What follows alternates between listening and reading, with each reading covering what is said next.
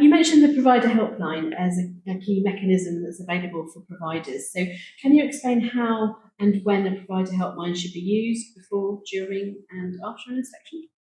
Yeah, absolutely. So the provider contact helpline, the telephone number will be given to providers, childminders, during the notification process part of the, but so before, basically before the inspection. And it is a number that can be used both before, during and after the inspection. And it's there really for, if there is, if a childminder's got a particular concern and a worry that they want to follow up after the inspection, for example. But ultimately, what I think is really, really important is that because of that professional dialogue and that relationship that's built through the planning call, that if the childminder does have a worry, that they would speak to the inspector first, so that, open communication, let's, make sure things can work well, really. Anything else about?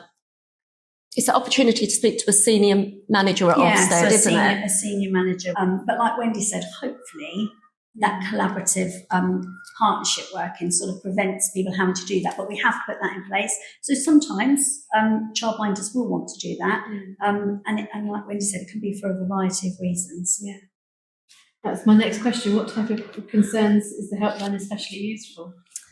It might be something, and again, we're monitoring this to see if there's any particular patterns or trends, and we've not seen any around childminders, but it might just be that perhaps things the childminder might think, oh gosh, things have got too much, my children aren't quite settling, and I'm trying to respond to them, and I'm also trying to answer the questions, and maybe they just don't feel able to talk to the inspector. If they do contact the provider and complaints helpline, they'll speak to a manager, and the manager might sort of be able to sort of hopefully allay their fears, resolve things.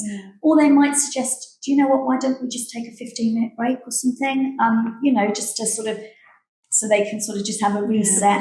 Reset would be good, wouldn't it? And I think sometimes as well, there can be things like, I don't know, we said we were going to do in the notification, in the planning call, we said we would do this particular activity at a particular time, and maybe that didn't happen for a particular reason, and that might worry a childminder, for example. So that that kind of thing, but things that can be easily kind of resolved.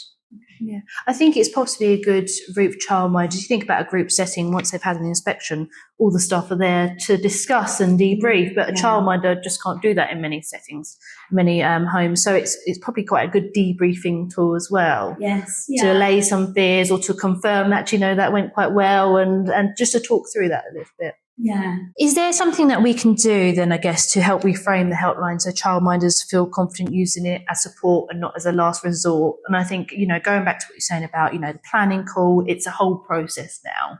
But I still think there's something in childminders' minds about it is a last resort. And that's something that we probably need to work on to know actually from the off they can use it, and it should be used regularly. So I think there's a little bit of work to do there. Definitely.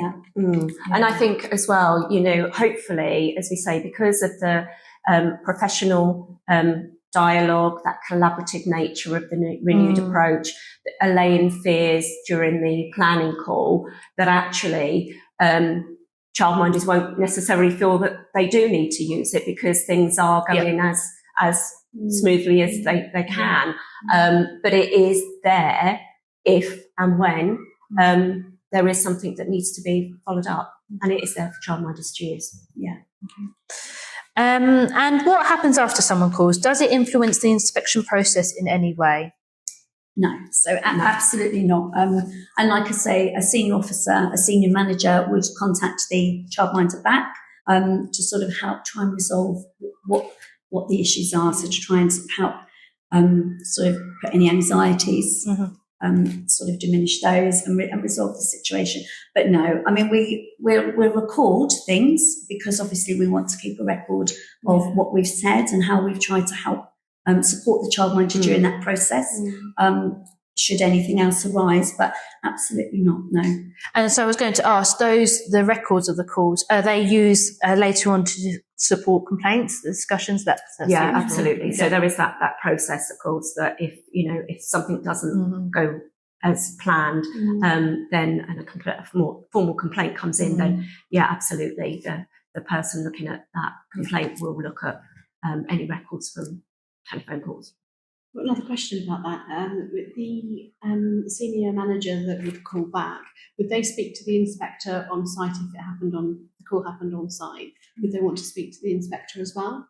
They might do. It would really depend on what the childminder was ringing about and whether the childminder would like them to, because that provider helpline then is for the childminder. So we would want to try and help the childminder, as best we can. So if the childminder felt that it would be helpful to do that, then yes, we would absolutely do that.